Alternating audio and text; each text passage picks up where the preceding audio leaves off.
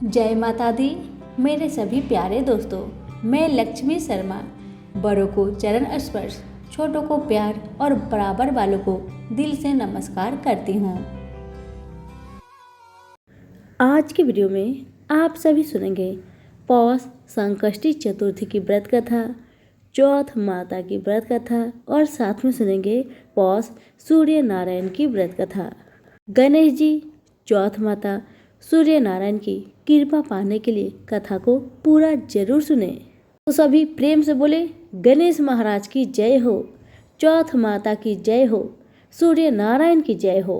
पौष संकष्टी चतुर्थी की व्रत कथा।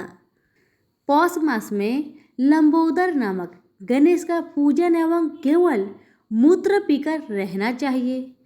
खीर में घी मिलाकर गणपति मंत्र से हवन करना चाहिए। व्रत का फल।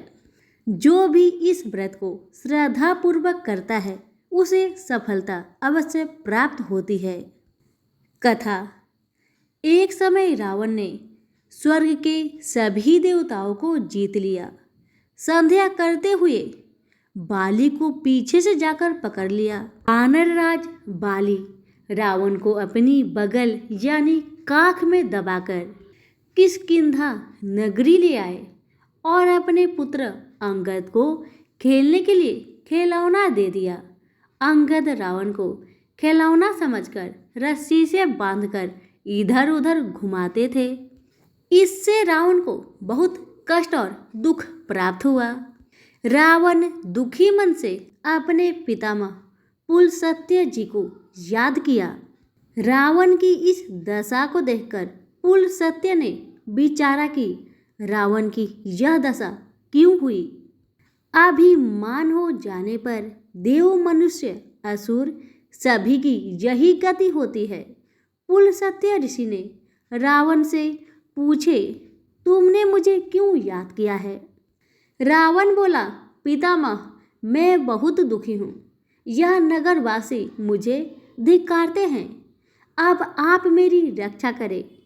रावण के मुख ऐसे वचनों को सुनकर पुलस्त्य बोले, रावण, तुम डरो नहीं। तुम इस बंधन से जल्दी मुक्त होगे। तुम विघ्न विनाशक गणेश जी का व्रत करो। पूर्व काल में वृत्रासुर की हत्या से छुटकारा पाने के लिए इंद्र ने इस व्रत को किया था, इसलिए तुम भी इस व्रत को करो। रावण ने भक्ति पूर्वक इस व्रत को किया और बंधन रहित हो अपने राज्य को प्राप्त किया। जो भी इस व्रत को श्रद्धा पूर्वक करता है उसे सफलता अवश्य प्राप्त होती है।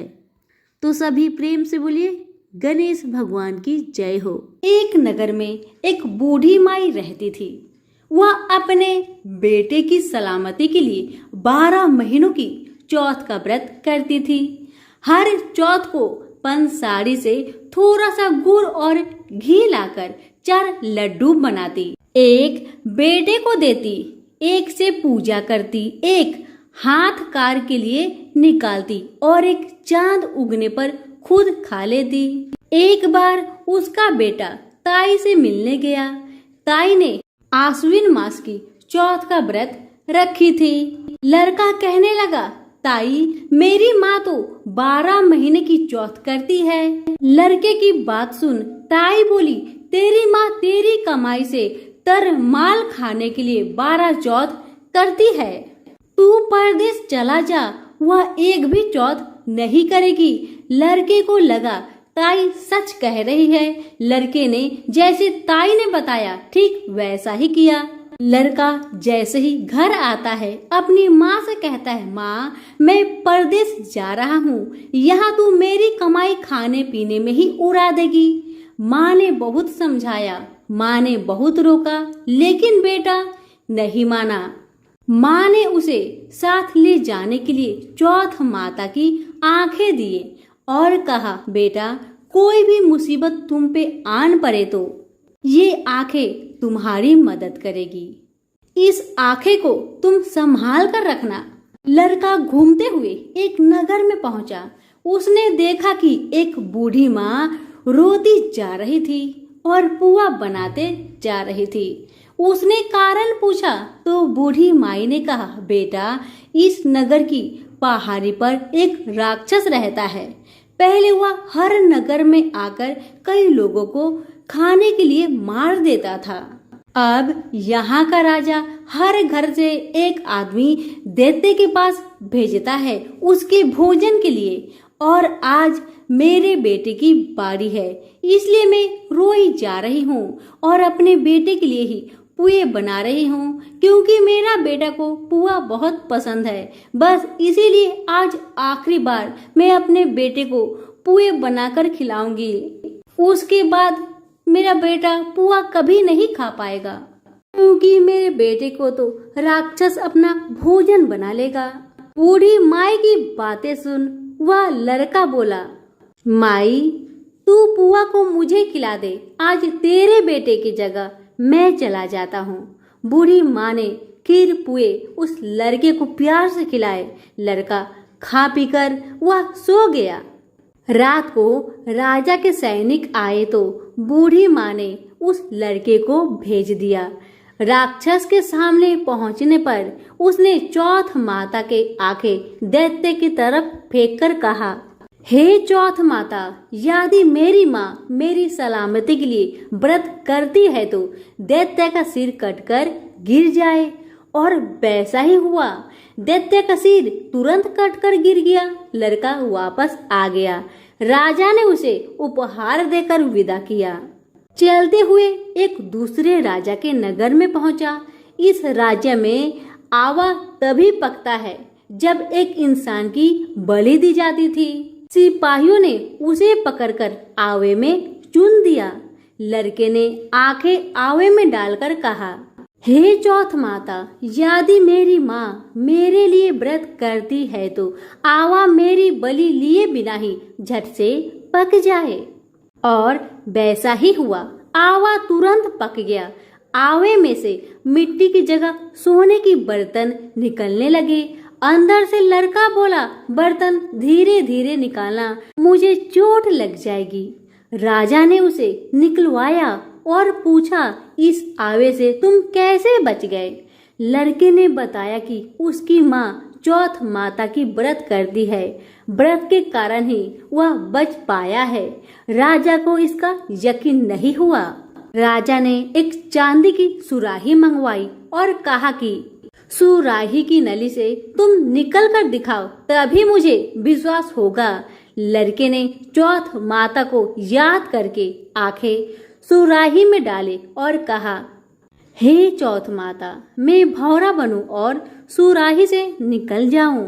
लड़का भौरा बनकर सुराही से निकल गया। राजा खुश होकर राजकुमारी की शादी उसके साथ कर दिए और सभी लोगों को चौथ माता का व्रत करने को कहे। लड़के के शादी होने के बाद उसे अपनी माँ की याद आई। उसने राजा के पास जाकर खुद के नगर जाने की इच्छा जाहिर की। राजा ने रथ, घोड़ा, हाथी और खूब सारा दान दहेज देकर उन्हें विदा किए। चौथ के दिन अपने नगर पहुंचा। वहां अकेला पंसारी के यहाँ माँ का इंतजार करने लगा। सोचा चौथ है तो माँ यहाँ जरूर आएगी। थोड़ी देर बाद लकड़ी टेकती हुई माँ आती दिखाई दी। लड़के की माँ बूढ़ी होने के कारण उनके आंखों से कम दिखता था। अब लड़के ने जानबूझकर अपना पैर लकड़ी में लगा दिया और कहने लगा, बल रे पूठ काटी, मेरे पैर के लगा दी। माँ ने उसे नहीं पहचाना। कहने लगी, भैया, मुझे चाहे कितनी गाली निकालो पर मेरे बेटे को कुछ मत कहना। बेटा माँ के चरणों में गिर पड़ा। कहा, माँ, मैं ही तेरा बेटा हूँ, मुझे माफ कर दे माँ, मुझे माफ कर दे। माँ ने अपने बेटे को सीने से लगा लिया। नगर के लोगों ने विश्वास नहीं किया कि वही उसका बेटा है। बूढ़ी माँ ने चौथ माता को याद करके कहा, हे चौथ माता, यदि मैं अपने बेटे के लिए व्रत करती हूँ तो मेरे स्तन में दूध भर जाए और उसकी धार मेरे बेटे के मुंह में जा गिरे। माँ के स्तन से दूध की धार निकलकर बेटे के मुंह में गिरने लगी। लोग चौथ माता की जय जयकार करने लगे। उस नगर के सभी लोग चौथ माता का व्रत करने लगे। हे चौथ माता, जैसे आपने बूढ़ी माँ और उसकी बेटे की सहायता की, वैसे हमारे भी करना। कहानी सुनने वाले, हुक्कारे भरने वाले सभी पर अपनी कृपा बरसाए। सभी प्रेम से बोले चौथ माता की जय हो। पौष रविवार की व्रत कथा। तो सभी प्रेम से बोलिए सूर्य भगवान की जय हो। कथा। एक साहूकार था, उसके बच्चा नहीं था। एक दिन सवेरे वो बाहर गया, देखा एक किसान खेत में दाना डालने जा रहा था। साहूकार के मिलते ही वो वापस लौट गया और बोलता गया, आज तो शगुन अच्छा नहीं हुआ। किसान की बात साहूकार ने सुन ली, उसका मुंह उतर गया। उदास मन से जब घर गया तो उसकी पत्नी ने उदासी का कारण पूछा। आज क्या बात है? साहूकार ने सारी बात बताई। तो पत्नी बोली, आज चिड़िया आई तो वे भी बोली, बच्चे नहीं यहाँ तो दाना कहाँ से मिलेगा? कहकर उड़ गई। साहूकार को क्रोध आया। उसी दिन से सूरज भगवान की आराधना करने लगा। 12 वर्ष बीत गए। राणा देव जी ने सूरज भगवान से कहा, यह इतने मन से आपकी आराधना करता है, इसकी पुकार सुन लो जी। सूर्य भगवान ने उसके सामने प्रकट हुए और कहा, तेरे भाग्य में संतान नहीं है, पर मेरे आशीर्वाद से एक कन्या होगी। 9वें महीने एक कन्या ने उनके घर में जन्म लिया। कन्या जब हंसती तो उसके मुख से हीरे मोती गिरते। मालिश वाली आती और हीरे मोती ले जाती। 1 माह बाद मालिश वाली का आना बंद कर दिया तो उसकी माँ को हीरे मोती मिलने लगे। उनके घर में बहुत धन दौलत हो गई। उसके पिता ने सोचा, लड़की बड़ी हो गई है, इसकी शादी कर देते हैं। उसकी माँ ने कहा, मेरे उठते ही इसका मुंह देखने का नियम है, क्यों नहीं हम घर जमाई रख लेते हैं। एक गरीब लड़का ढूंढा और उसकी शादी कर दी। शादी के बाद रोज सुबह उसकी माँ उसको उठाने जाती तो लड़के को बुरा लगता, तो लड़की ने प्यार से समझा दिया कि माँ के मेरा मुंह देखने का नियम है। एक दिन जामाई ने लड़की को उठा दिया और देखा हीरे मोती उसके मुंह से गिर रहे हैं। उसने उठा लिया। लड़की की माँ आई तो समझ गई कि जामाई को पता चल गया। उसके मन में लालच ने घर कर लिया। उसने अपने जामाई को मारने के लिए एक आदमी भेज दिया। आदमी ने जामाई को मार दिया और उसका सिर सासू को लाके दे दिया। राणा देजी और सूरज भगवान ने सोचा, महरी दी हुई लड़की के पति को मार दिया, उसकी रक्षा करनी चाहिए।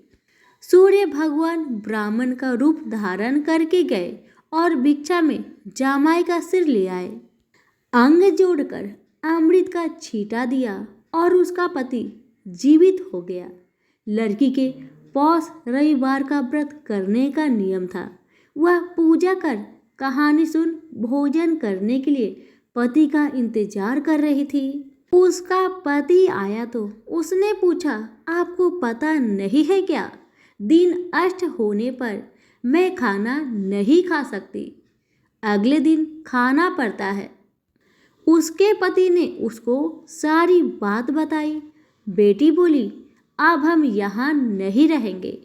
सास ने बहुत पश्चाताप किया, पर बेटी अपने पति के साथ ससुराल में सुख पूर्वक रहने लगी।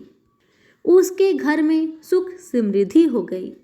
हे सूरज भगवान, जैसे बेटी पर कृपा करी वैसे सब पर करना। उसने अपने परिवार पुत्र पौत्र के साथ जीवन यापन कर अंत में सूर्य लोक में स्थान प्राप्त किया। सभी प्रेम से बोले सूर्य भगवान की जय हो। कथा पसंद आने पर लाइक शेयर कमेंट जरूर करें। धन्यवाद।